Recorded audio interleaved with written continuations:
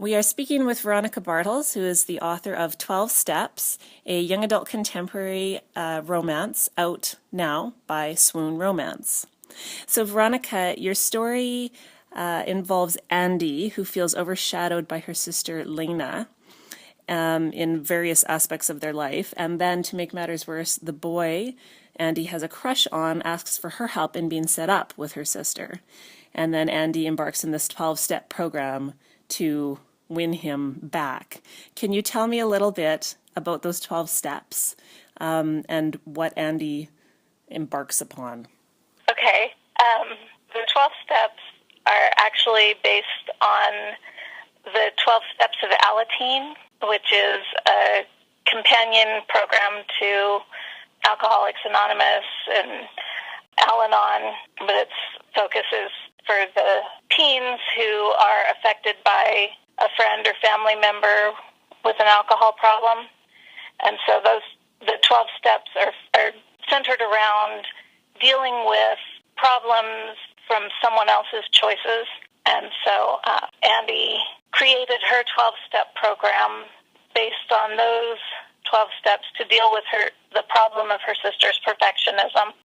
And so was it hard to come up with 12 steps for this for Andy's program? It was kind of a really fun experience. My daughter actually helped me. We were standing in a very long line for a couple of hours one day, and to pass the time, I brought a print up of Alateen's 12 steps, and we brainstormed how these steps might translate to Andy's situation. My daughter helped me to write Andy's 12 steps. Mm-hmm. And can you give us a hint, are they steps that she just flies through in the book, or do they actually present like enormous obstacles for her? Does she make it easy on herself, or is it actually quite the program? Some of the steps are easier than others. Step one, we admit that we are powerless over our perfect siblings and that our lives really, really suck.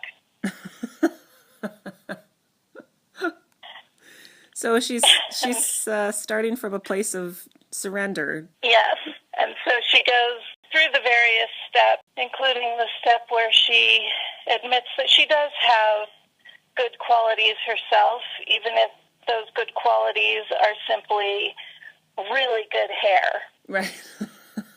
Well, that's an important one. Until she finally reaches a point where she can realize that she doesn't have to compete with her sister as she thought she did. Right. So I understand that you have many siblings. Can you talk to me a bit about real-life sibling rivalry? Oh, I was sandwiched in between the supremely popular sister and the too cute for words sister. Mm-hmm. And so I constantly felt like I was the sibling in the shadow. And actually, the story of the incident at the start of the story where Jared comes to ask Andy to fix him up with her sister was inspired by the fact that probably 90% of the boys that I had crushes on in high school at one point or another asked me to fix them up with either my older or my younger sister. Oh, no. It was hard. Yeah. And so I just channeled all of that into Andy's story. The funny thing is, if you talk to my sisters, they'll tell you that they always felt like they had to compete with me. Mm-hmm. Right. Did you embark on a 12-step program or no? Well, kind of. I made a list of 10 qualities that my dream guy would have, and number one on the list was that he would never, ever, ever look twice at my sister. Oh. And did you find him? I did. I wrote my 10 qualities that I wanted in a guy, and I proudly showed that list to my dad, and he laughed. And he told me that I had written a very nice fictional character, but boys like that don't exist in real life. But then I proved him wrong. Oh, well, that's... I found the guy, maybe one guy in the world who fit all 10 of my qualities. Oh, interesting. And we've been married for 18 years. Wow. Wow, that is a very happy ending, I have to say. Well, don't spoil it for us. I mean, I'm sort of anticipating a happy ending in the 12 steps, but we'll leave that to the reader to find out. Veronica, what do you think writing young adult gives you the freedom to explore? I mean, why do you write young adult novels? My kids tell me that I have to write young adult novels because I've never grown up myself, that I don't think like a grown-up. But I love the way you have the freedom to explore everything, that all of the ups and downs that life throws at you are all new and exciting and important. You know, it matters if the boy that you are in love with asks you to prom, and it matters if you're the last person in your class to get your driver's license, or to get that first kiss, or to be invited to the party. All of those things really do matter. I think a lot of times when we grow up, we get jaded and we start looking back at things and going, oh, none of that really mattered, but it did. It does. Right. Well, and I guess because you're sort of becoming the person that you are going to be, those experiences are formative too, aren't they? In those teen years. So yeah, they sort of hold this gravity. You know, a slight or a hurt feelings in those formative years hold more weight, or seem to, because they form who we become. Exactly. Yeah. So tell me what you're working on right now. Well, I actually have a few different projects that I'm working on. I have a couple of picture book manuscripts that I'm working on, and I'm in the process of outlining and first draft stage of another young adult contemporary romance. You know, like I said, it's in the planning first draft stages, so I don't have a lot to share on that one yet. But projects on the go. But I'm falling in love with these characters.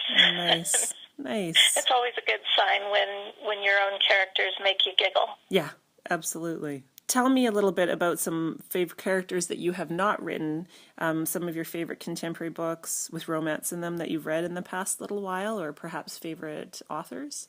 Well, I absolutely adore Rachel Harris. I'm really excited about her new book that's coming out in a couple of weeks, The Fine Art of Pretending. Another one that's also not quite out yet, but almost, is Kelsey Mackey's Damsel Distressed. Imogen just breaks my heart. Right, so you had the opportunity to read an advanced reader copy of that. I did. Yeah. I was really lucky to get my hands on an advanced reader copy, and I pulled it out when I should have been writing, intending to read just one chapter. And about 2 a.m, I finally put it down. Right. After finishing the book. Oh, that's great. That's very cool. Well, let's get to know your characters a little bit. You are going to read a snippet for us from 12 Steps. Which part are you going to read for us? All right. So this is after Andy puts her plan in motion, and she's working really hard on getting Jared's attention, and it looks like she's making some progress, but then they have a semi-date that ends kind of disastrously. She actually is rescued from that date by Dave, one of her classmates, who's made no secret of the fact that he's been crushing on her for years. So this is the next morning at school. "Don't look now," Emily whispers, but Dave is totally staring at you. Poor boy is practically drooling. I glance across the room, because that's the first thing you always do when someone tells you not to look. Dave doesn't blush or look away like a normal person would. Instead, he blows a kiss. "Oh my Godiva, Andy, you're blushing," Emily says. "I never thought I'd see the day when some boy could make you lose your cool." She giggles loudly, ending with a high-pitched squeal. Mr. Mayer looks up from the stack of papers he's grading and clears his throat. If you have a question about Pearl Harbor, Miss Nichols, I'd be happy to answer it for you. But please allow Miss Anderson to concentrate on her own work. Emily blushes. Sorry, Mr. Mayor, she mumbles. She waits until he's turned his attention back to his grade book before she whispers again. Is there something going on with you two? Me and Mr. Mayor? No way! I ignore her exasperated scowl and turn my full attention to my textbook and the worksheet Mr. Mayor wants us to complete. Worksheets like this usually take me all of 2 seconds to finish, but I can't concentrate on the sinking of the Arizona. I'm suddenly aware of Dave's far too intense gaze, and it takes everything I have not to stare right back at him. I know I'm not fooling Emily for a second, but she doesn't dare say anything else now that Mr. Mayor is paying attention. She'll pounce as soon as class is over, which means I have only 10 minutes to figure out which version of the story to tell. Because of course I'm going to tell her about my crappy day yesterday. Only it will have to be a slightly modified version because no one, not even Emily, needs to hear about what happened between me and Jared. I can't help hearing FDR's voice echoing in my head. Last night was truly a date which will live in infamy. I glance across the room at Dave and wonder what I'll have to do to make sure he tells the same version of the story.